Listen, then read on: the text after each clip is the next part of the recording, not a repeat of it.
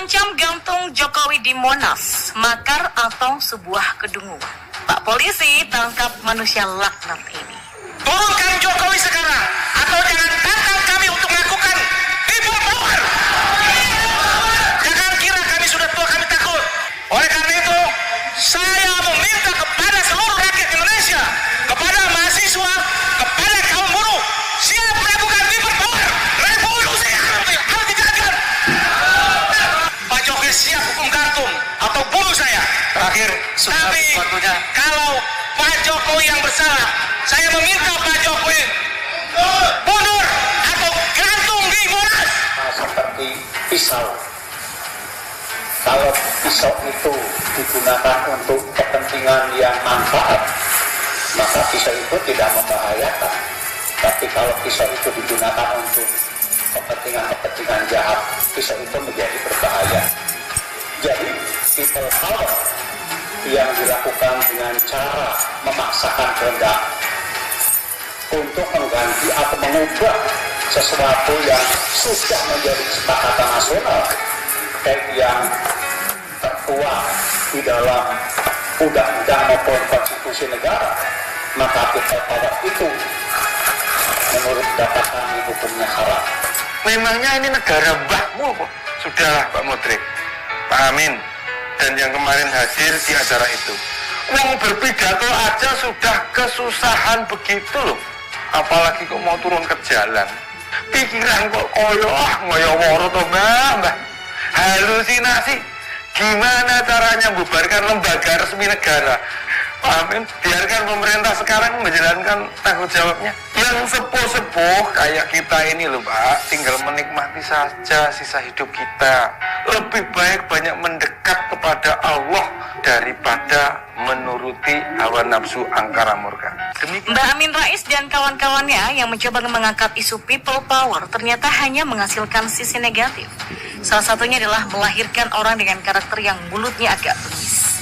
Meskipun itu dilontarkan dengan kata-kata, tetapi kata-kata ini bisa merasuki alam bawah sadar seseorang. Karena itulah ada pepatah yang berbunyi, mulutmu harimaumu, iya kan? Nah, seseorang yang ikut hadir dalam acara yang dipaksa diberi judul Rakyat Bertanya Kapan People Power, ini telah mengeluarkan kata-kata kasar dan yang paling parah adalah sampai mengeluarkan ancaman, katanya ingin menggantung Presiden Jokowi di Monas. Apakah model seperti ini sudah termasuk karakter bajingan? Atau hanya gertakan saja biar dibilang jagoan begitu? Lantas kalau sudah diciduk, orang ini mengalami terkencing-kencing di celana dan cengengesan minta maaf gitu ya. Lalu bilangnya lagi khilaf. Jika sudah diciduk, apakah Mbah Amin Rais dan kawan-kawannya atau para pentolan barisan sakit hati itu akan pasang badan membela orang ini? Atau justru diam saja cari aman? Dulu di tahun 2019 atau masa Pilpres 2019 di bulan Mei, ada seseorang dengan inisial HS telah menjadi tersangka karena merekam dirinya dan mengancam membunuh Jokowi. Namun karena waktu itu Presiden Jokowi juga adalah calon presiden untuk periode berikutnya, maka pasal yang dikenakan juga agak ngaret. Karena calon presiden juga bisa dikategorikan sebagai warga negara biasa. Jadi nggak bisa dibilang percobaan makar. Jadi ada dua pasal yang akan digunakan waktu itu, yaitu pasal 104 dan pasal 336. Dan akhirnya saya dengar-dengar nih bahwa pasal yang digunakan menjerat tersangka adalah pasal 336 ayat 1 KUHP dan penjara 2 tahun 8 bulan. Nah, kalau saat ini Presiden Jokowi bukan lagi calon presiden, tapi memang masih menjabat sebagai Presiden Republik Indonesia, maka dengan demikian pasal 336 itu tidak digunakan untuk menjerat si pengancam ini kan? Maka bisa jadi akan digunakan pasal 104 yang bunyinya begini.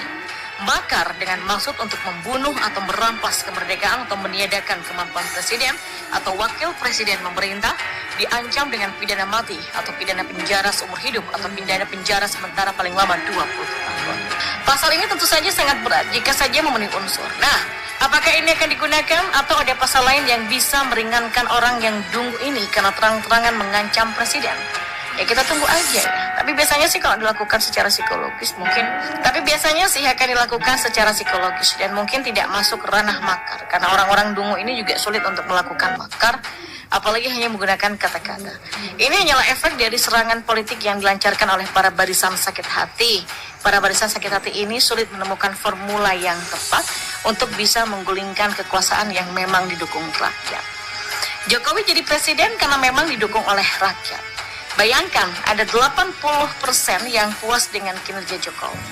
Jadi bagaimana tuh ceritanya rakyat bertanya kapan people power? Rakyat yang mana dulu? Palingan rakyat yang segelintir orang itu yang nggak pernah puas dengan banyaknya kekayaan melimpah yang sudah dikuasainya, atau rakyat yang memang hanya digunakan sebagai tameng yang berteriak-teriak agar tampak kayak rakyat beneran, padahal rakyat yang 0,% aja.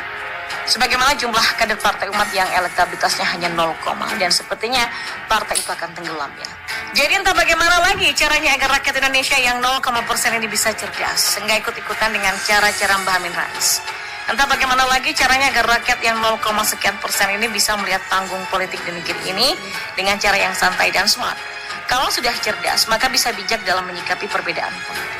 Bahkan kalau udah cerdas, sikap dewasa dalam berpolitik akan semakin nampak. Nggak main ancam-ancam muluk, nggak bermulut besar dan mengandalkan emosi yang merasuk jagoan, tapi orang yang cerdas berpolitik akan meramu kreativitas untuk membangun kepentingan bangsa atau bersama. Tapi saya yakin rakyat yang 0, dan tidak mau cerdas ini akan tergerus sendiri, karena peta politik ini sudah agak berubah dan pandangan mayoritas masyarakat sudah mulai berkembang cerdas. Bahkan udah banyak rakyat yang 80% ini melihat politik secara tidak kaku atau tidak melihatnya sebagai pertarungan antara malaikat dan iblis, tapi memahami bahwa politik itu paling seru kalau dibahas bersama sambil minum kopi. Mantap kan? Kayak slogannya si Bang Denny, seru. Apalagi kalau membahas Pancasila tuh. Kenapa Undang-Undang Dasar 45 ini disusun sedemikian rupa, dan kenapa Indonesia memilih menjadi negara republik? Apa sih itu republik? Dan apa sih itu Bhinneka Tunggal Ika? Dari mana semua ini? Ya, apakah semua bahasan ini bisa mengatasi masalah token listrik yang suka bunyi-bunyi di akhir bulan? Atau apakah bisa menyelesaikan masalah minyak goreng dan telur yang harganya kadang naik kadang turun? Sementara kalau udah naik nggak mau turun, kayak orang yang sudah di zona nyaman nggak mau turun-turun gitu.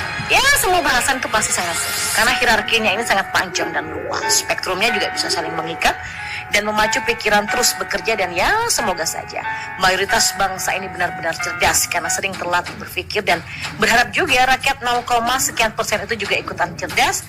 Jadi amanlah negara ini. Pancasila, Undang-Undang Dasar 45, Negara Kesatuan Republik Indonesia, dan Bhinneka Tunggal Ika itu biasa disebut dengan 4 pilar MPR RI. Sekedar info aja untuk Anda. Nah, orang sabar itu emang luar biasa. Nggak banyak orang yang bisa sabar. Jokowi tentu punya sikap yang sabar, tapi nggak cuma itu. Jokowi punya sebuah sikap yang levelnya ada di atas sabar. Sikap apakah itu? Ini bisa dimaknai sebagai sikap yang tidak mengeluh atas rasa sakit atau penderitaan yang dialami, juga tidak mengeluh baik kepada manusia ataupun kepada Allah. Apakah Jokowi punya sikap sabar? Oh, jawabannya of course dia punya. Jokowi orang yang sangat sabar. Mungkin saja Jokowi adalah presiden yang paling sabar di Indonesia. Dibanding SBY, level kesabaran Jokowi jauh lebih tinggi.